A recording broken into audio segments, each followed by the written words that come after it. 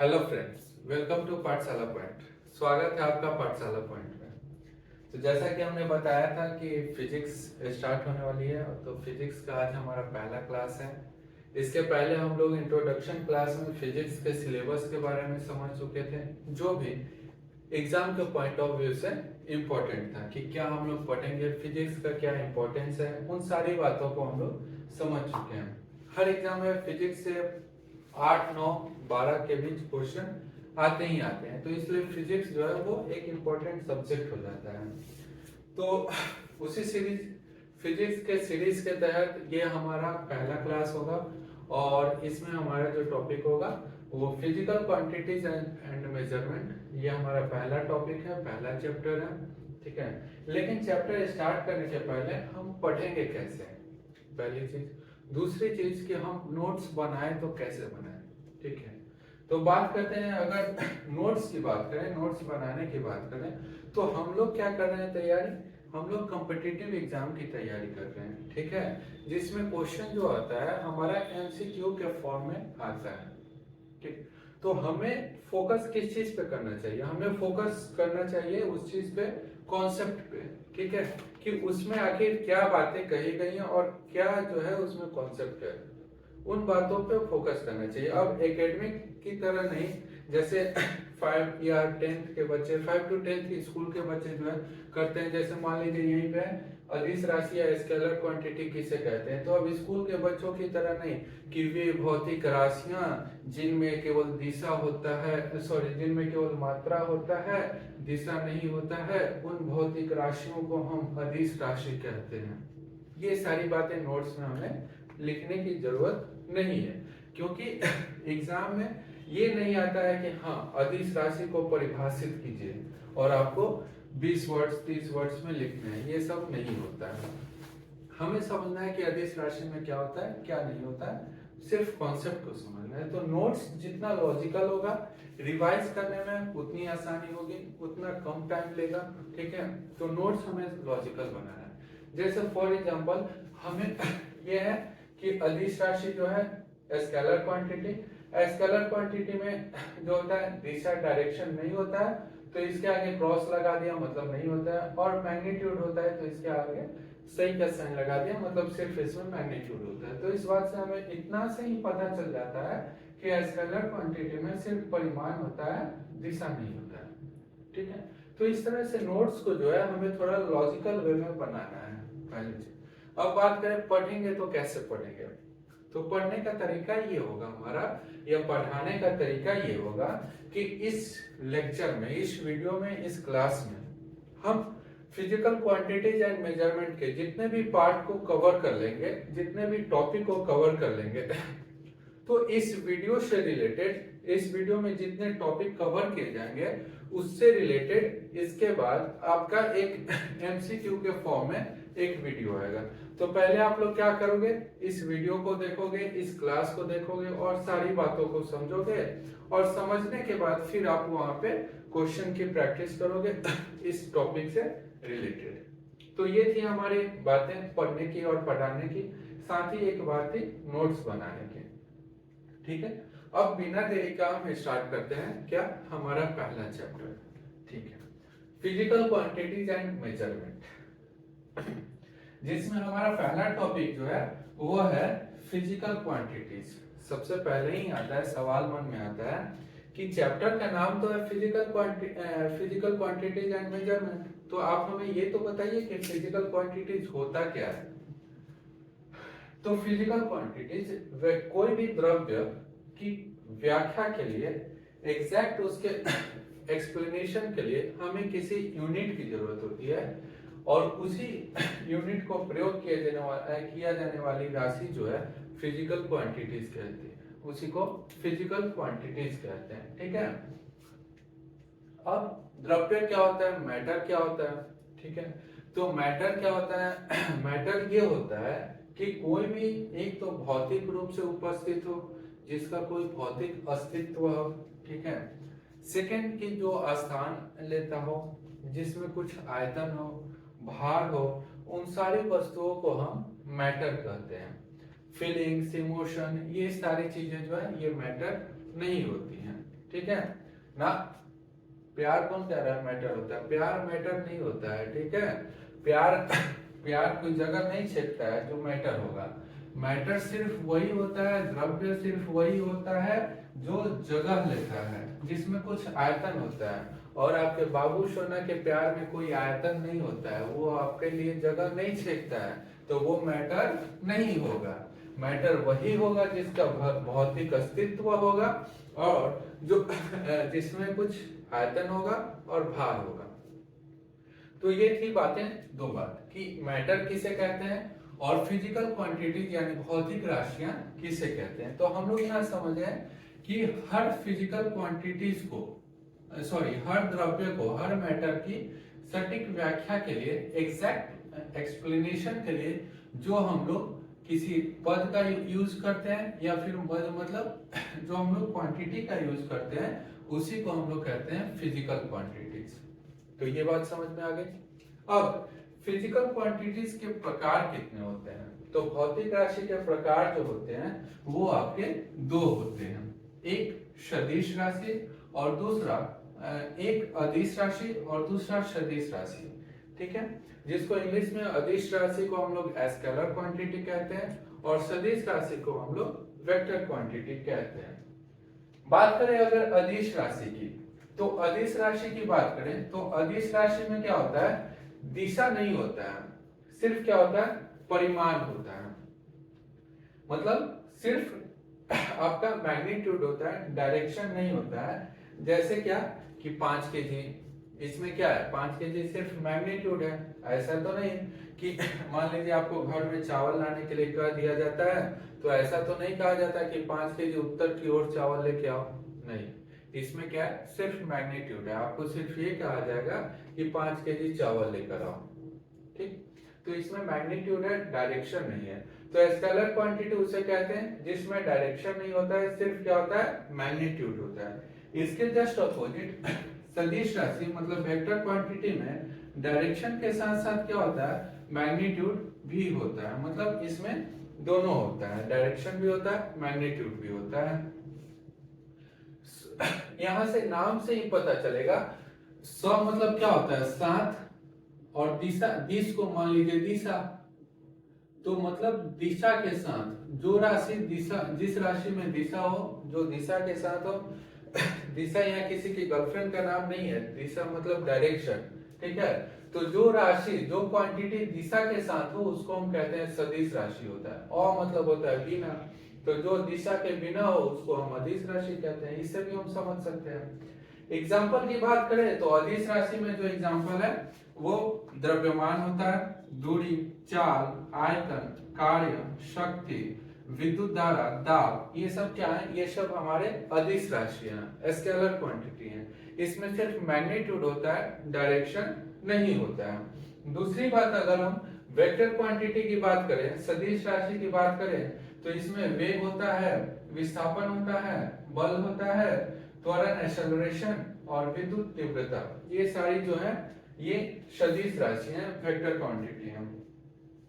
अब यहाँ पे सवाल आता है कि क्वेश्चन कहाँ से आता है, ठीक है। तो क्वेश्चन जो आने का क्वेश्चन जो है, ये जो उदाहरण है इनसे क्वेश्चन आते हैं, ठीक है। और क्वेश्चन कैसे आते हैं कि आपको 4 राशियां दे दी जाएगी, उसमें से पूछा जाएगा कि बताइए निम्नलिखित में से कौन सदिश राशि है, या फिर बताइए निम्नलिखित में से कौन अदिश राशि है। तो आपको यहाँ पे ये ध्यान रखना है कि ये जो इनका एग्जाम्पल है उसको आपको अच्छे से ध्यान रखना है, क्योंकि क्वेश्चन जो है हमारा यहीं से आता है, ठीक। तो ये थी सदिश राशि और अदिश राशि। अब आगे बढ़ते हैं तो भौतिक राशि जो फिजिकल क्वांटिटीज है उसको हम एक टाइप से और जो है क्लासिफाई कर सकते हैं। वो क्या है, तो पहला जो है वो मूल राशियां और दूसरा जो है व्युत्पन्न राशियां। अब मूल राशियां मतलब क्या हो गया, इसको इंग्लिश में हम लोग क्या कहते हैं, फंडामेंटल क्वांटिटीज। नाम ही है क्या, मूल, फंडामेंटल मतलब किसी अन्य पर निर्भर नहीं रहना, किसी अन्य से स्वतंत्र रहना, ठीक है। तो मूल राशियां, फिजिकल क्वांटिटीज उसे कहते हैं जो किसी अन्य राशि से फ्री हो, बिल्कुल, जो किसी अन्य राशि से फ्री हो। जैसे दूरी, दूरी किसी पे डिपेंड नहीं करता है। समय, समय भी किसी पे डिपेंड नहीं करता है। तो ये सब क्या है, इंडिपेंडेंट क्वांटिटीज है, ठीक है, जो किसी दूसरे पे डिपेंड नहीं करता है। इसी को हम लोग मूल राशियां कहते हैं या फंडामेंटल क्वांटिटीज कहते हैं। इसकी संख्या जो है 7 है, जिसको हम आगे चल के देखेंगे। व्युत्पन्न राशियां क्या है, तो व्युत्पन्न राशियां वो होती हैं जो एक या एक से अधिक मूल राशियों से मिलकर बनी होती हैं, या एक या एक से अधिक मूल राशियों पर निर्भर होती है, मतलब डिपेंडेंट रहता है। और किस पे डिपेंडेंट रहता है, तो ये आपका फंडामेंटल क्वांटिटीज पे डिपेंडेंट रहता है। तो डिराइव्ड क्वांटिटी फंडामेंटल क्वांटिटीज पे डिपेंड रहता है, और फंडामेंटल क्वांटिटी जो है वो आपका किसी पे डिपेंडेंट नहीं रहता है। फॉर एग्जाम्पल यहाँ पे देखिए चाल, चाल क्या है, आइए मतवाली चाल चाल क्या है, चाल जो है वो दूरी बटे समय है। मतलब चाल किस पे डिपेंड करता है, ये दूरी पे करता है और समय पे करता है। मतलब अगर यहाँ पे मान लीजिए कि समय अगर घटेगा तो इसका मतलब क्या हुआ, चाल बढ़ेगा, और समय बढ़ेगा इसका मतलब क्या हुआ, चाल घटेगा। तो डिपेंड कर रहा है किस पे, समय पे, और इसका इसी तरह दूरी पे भी डिपेंड करेगा। दूरी बढ़ेगा तो चाल भी बढ़ेगा, और दूरी घटेगा तो चाल भी घटेगा। ठीक है, कब, जब समय जो कांस्टेंट रहे। तो ये डिपेंड कर रहा है दूरी और समय पे। तो ये जब डिपेंड कर रहा है दूरी और समय पे, और दूरी और समय क्या है, तो दोनों जो है फंडामेंटल क्वांटिटीज है, मूल राशियां हैं। तो इसलिए चाल जो है ये हमारा क्या हो गया, डिराइव्ड क्वांटिटी, व्युत्पन्न राशियां। तो ये बात आप लोगों को समझ में आ गई होगी कि मूल राशि किसे कहते हैं और फंडामेंटल क्वांटिटी व्युत्पन्न राशियां किसे कहते हैं, मतलब डिराइव्ड क्वांटिटीज किसे कहते हैं। आगे बढ़ते हैं। जब हम आगे बढ़ेंगे तो ये तो हमारा हो गया भौतिक राशियों के बारे में बात, कि आखिर भौतिक राशियां जो है वो क्या होती हैं और उनके टाइप्स क्या होते हैं, मतलब physical quantities and types of physical quantities हमने पढ़ लिया।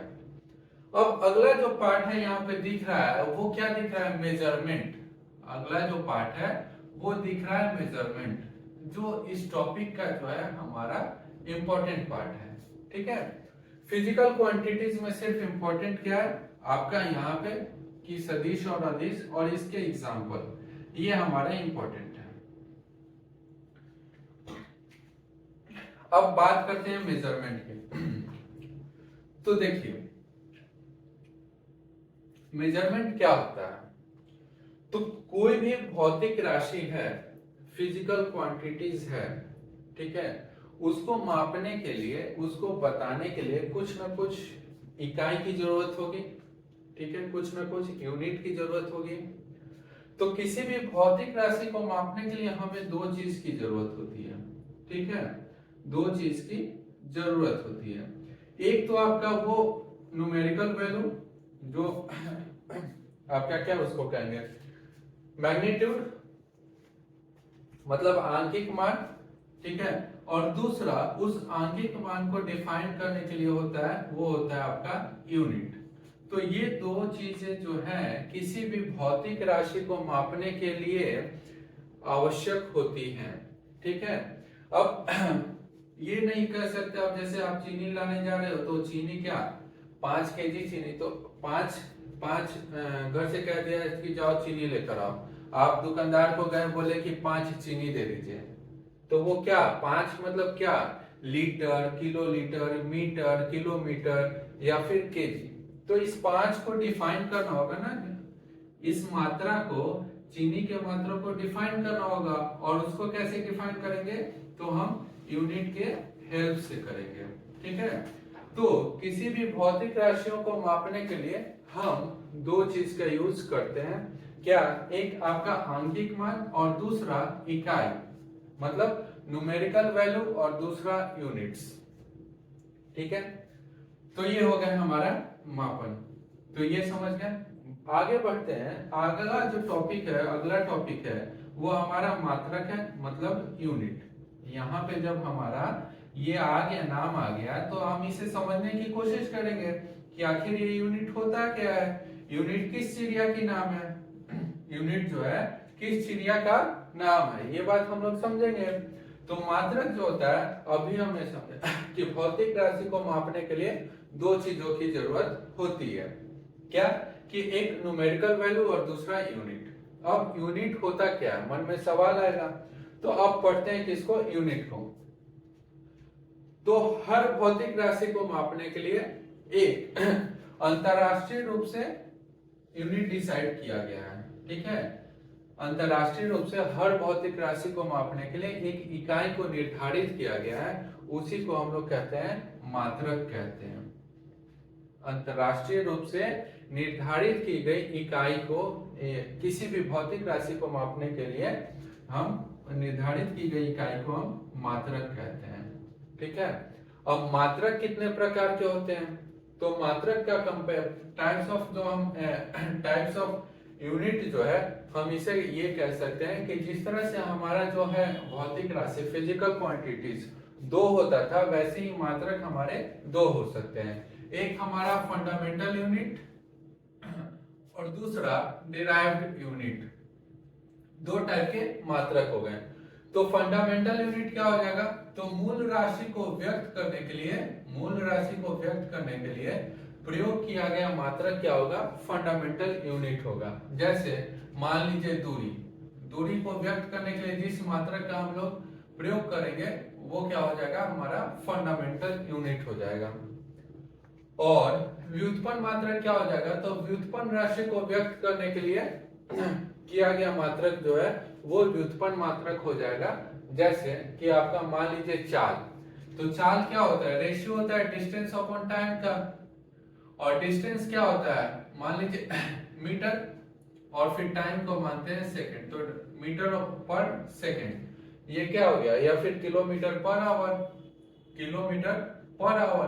तो ये क्या हो गया? डिस्टेंस और टाइम के बीच हो गया रिलेशन, हो गया आपका डिराइव्ड यूनिट का। तो इस तरह से डिराइव्ड यूनिट जो है वो डिराइव्ड क्वांटिटीज के लिए यूज करते हैं, और जो फंडामेंटल यूनिट है वो आपका फंडामेंटल क्वांटिटीज के लिए यूज करते हैं। तो ये था हमारा तीन टॉपिक थे। एक फिजिकल क्वांटिटीज कहते किसे हैं, टाइप्स ऑफ फिजिकल क्वांटिटीज क्या होता है, मेजरमेंट क्या होता है, और मेजरमेंट के अंदर हमने समझा कि मात्रक किसे कहते हैं। ठीक है, अब क्या होता है कि 10 की घात मतलब पावर ऑफ 10 में कुछ हम इसे क्या लगाते हैं? प्रीफिक्स लगाते हैं। तो अब उस प्रीफिक्स को समझ लेते हैं। तो एक होता है हमारा क्या, एक लोअर प्रीफिक्स होता है और दूसरा हायर प्रीफिक्स होता है। लोअर में समझ सकते हैं कि जितना कम होगा उस और हायर में अधिक से अधिक होगा। तो इसको क्या कुछ नाम दिया गया। तो क्वेश्चन में क्या आ सकता है, ये नाम आ जाता है कभी कभी कि बताइए फेम्टो जो होता है, फेम्टो में 10 की पावर कितना आता है, इस तरह से क्वेश्चन आ जाता है। तो इसलिए हमें क्या है, इसे हमने इसलिए हमें हमारे लिए ये इंपॉर्टेंट हो जाता है और हमारे लिए ध्यान रखने की जरूरत है। तो 10 की पावर, अगर हम पहले लोअर प्रीफिक्स को समझे, तो 10 की पावर -18 को ऑटो कहते हैं या एटो कहते हैं, -10 की अपन -15 को फेम्टो कहते हैं, 10 की अपन -12 को पिको कहते हैं, 10 की अपन -9 को नैनो कहते हैं, और 10 की पावर -6 को माइक्रो कहते हैं, 10 की पावर -3 मिली, 10 की पावर -2 सेंटी, और 10 की पावर -1 हमारा क्या कहलाता है? डेसी कहलाता है। ठीक है, तो ये हमारा क्या हो गया? लोअर प्रीफिक्स हो गया। तो इंपॉर्टेंट कहाँ है? इंपॉर्टेंट जो है इसके ऊपर, इसके नीचे अक्सर पूछा नहीं जाता है। ठीक है, ऐसा नहीं है कि नहीं ही आता है, मतलब चांसेस कम रहते हैं, क्योंकि ये तो हमें पता ही रहता है लगभग। फेम्टो के बारे में पूछेगा, पिको के बारे में पूछेगा, या बहुत हुआ तो नैनो के बारे में पूछेगा। तो ये 3-4 जो है इंपॉर्टेंट है, तो हमें इन चारों को जो है यहाँ से ध्यान रखने की जरूरत है। ठीक, बात करते हैं हायर प्रीफिक्स की। अगर बात करें तो हायर प्रीफिक्स में सबसे पहले जो आता है वो डेका आता है, इसके बाद हेक्टो आता है, और हेक्टो के बाद किलो आएगा जिसमें 10 की पावर 3, किलो के बाद मेगा 10 की पावर 6, मेगा के बाद गीगा 10 की पावर 9, टेरा 10 की पावर 12, पेटा 10 की पावर 15 और एक्सा 10 की पावर 18। जिस तरह से यहाँ पे हमारे लिए ये चार इंपॉर्टेंट है, वैसे ही ठीक यहाँ पे आपका गीगा से लेकर एक्सा तक जो है ये एग्जाम के पॉइंट ऑफ व्यू से आपका इंपॉर्टेंट हो जाता है। तो ये था हमारा प्रीफिक्स था, कुछ हायर प्रीफिक्स और कुछ lower prefix in terms of 10 power of 10, 10 की घात के रूप में प्रीफिक्स और प्रीफिक्स थे, हायर प्रीफिक्स और लोअर प्रीफिक्स। अब समझते हैं कुछ, अब कन्वर्जन को समझ लेते हैं कि आखिर इसमें एक जो कन्वर्जन होता है वो कैसे होता है। तो देखते हैं एक ट्रिक के साथ कन्वर्जन को समझते हैं, लेंथ कन्वर्जन कैसे करते हैं वो देखते हैं।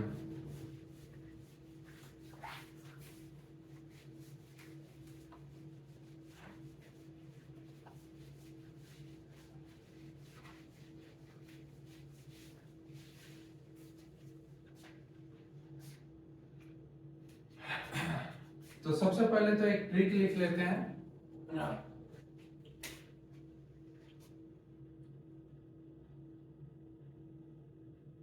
क्या topic? Conversion of length, conversion of length. King Henry died, mother don't cry much. ये जो होता है एक लाइन, एक सेंटेंस है जिसे हमें याद रखना है, ठीक है। यहाँ पे के हो गया, यहाँ पे एच को लेंगे D, M D C M. तो अब इसे लिखते हैं कि आखिर होता कैसे है, ठीक है। उसके बाद हम समझते हैं। तो सबसे पहले किंग, किंग में के से अगर लेंगे तो के से हम क्या हो जाएगा हमारा किलो, के से क्या हो जाएगा किलोमीटर। फिर हेनरी, तो हे से हो जाएगा, एच से हो जाएगा हेक्टो। डी, डी से क्या हो जाएगा डेका। फिर आपका एम, एम से क्या हो जाएगा मीटर। फिर आपका डी, डी से हो जाएगा आपका डेसी। और सी, सी से आपका हो जाएगा सेंटीमीटर। और फिर आपका एम, एम से हो जाएगा आपका मिलीमीटर, ठीक है। तो ये हो गया हमारे लेंथ के यूनिट हो गए।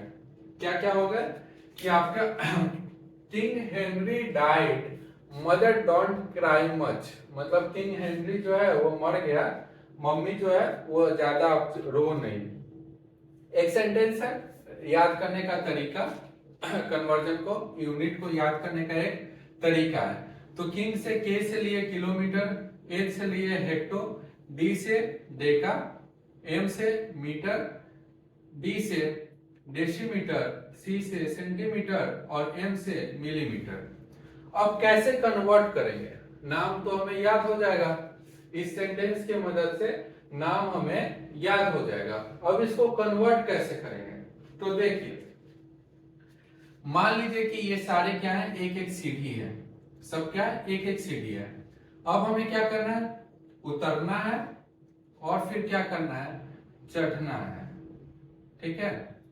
तो आप जब सीढ़ी चढ़ते हो तो क्या होता है, एनर्जी ज्यादा लगती है, ज्यादा लगती है कब, मतलब आपको क्या करना होता है, मल्टीप्लाई करना होता है। तो देखिए, जितनी सीढ़ी हम चढ़ेंगे, जितनी सीढ़ी चढ़ेंगे उतना 10 से क्या करेंगे, मल्टीप्लाई करेंगे, उतना 10 से हम क्या करेंगे, मल्टीप्लाई करेंगे। जैसे एक से हम एक सीढ़ी गए तो ये 10 से मल्टीप्लाई हुआ, हेक्टर से डेका जाएंगे तो 10 से मल्टीप्लाई करेंगे, डेका से मीटर तो 10 से मल्टीप्लाई, ऐसे ही क्या जितना जाएंगे हम 10 से मल्टीप्लाई करेंगे। अब इस साइड क्या होगा, तो इस साइड जितना हम उतरेंगे, जितनी सीढ़ी उतरेंगे उतना 10 से डिवाइड करेंगे।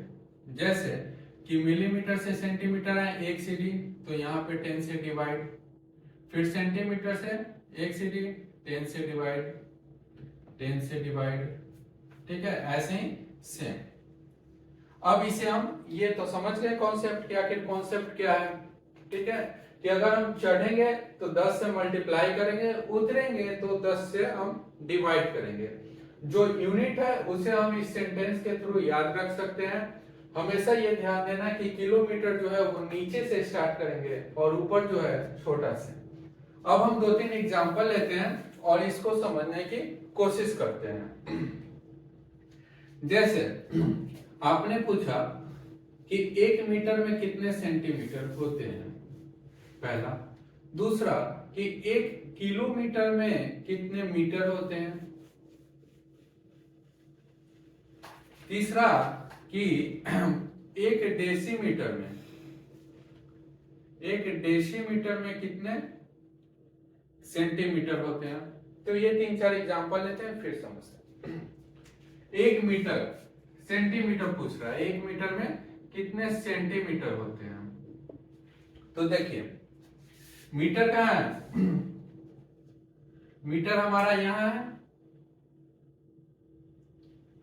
तो 1 मीटर यहां है, तो यहां से 1 सीढ़ी गए 10 और यहां से 1 सीढ़ी गए 10, तो 10 इंटू 10 क्या होता है 100। तो हमारा 1 मीटर में कितना सेंटीमीटर होगा 100 सेंटीमीटर। 1 किलोमीटर में कितना मीटर होगा, अगर 1 किलोमीटर में मीटर की बात करें तो देखिए किलोमीटर में 1 गए हेक्टो पे पहुंचे, हेक्टो से 1 ऊपर है डेका पे, डेका से 1 ऊपर है हम अपने मंजिल पे पहुंच गए, मीटर पे पहुंच गए।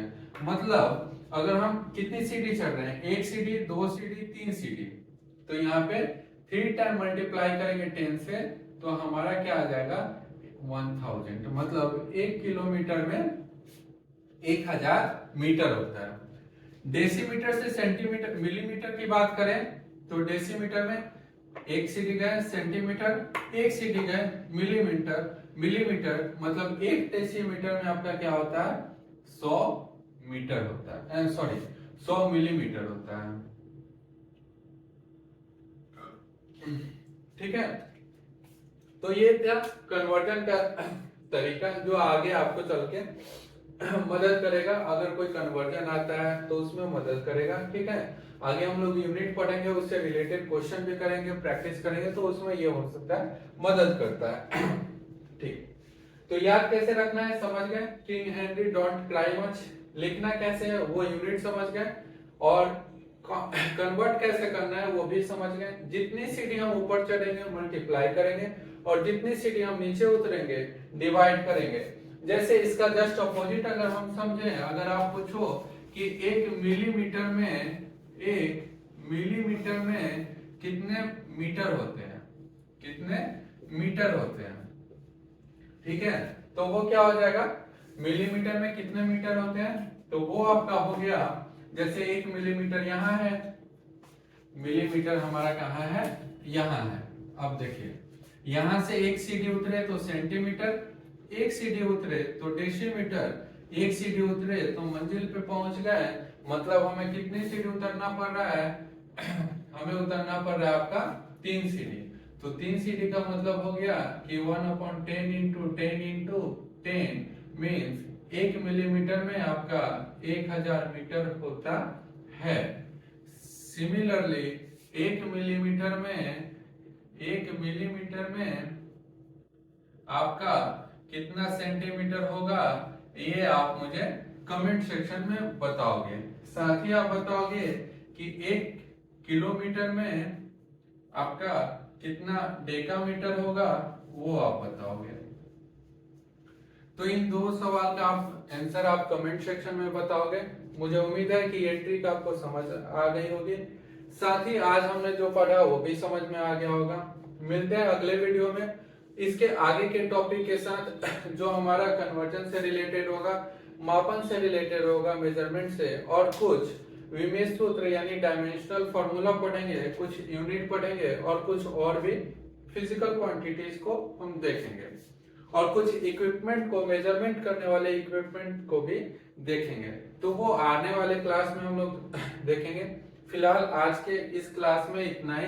मिलते हैं अगले वीडियो में, अगले क्लास में। तब तक के लिए पढ़ते रहिए और बढ़ते रहिए, खुश रहिए। और साथ ही वीडियो अगर पसंद आ रही हो तो लाइक, शेयर और सब्सक्राइब जरूर करें। साथ ही बेल आइकन को दबा दें जिससे हमारे वीडियो की नोटिफिकेशन आपको मिलती रहे। Thank you.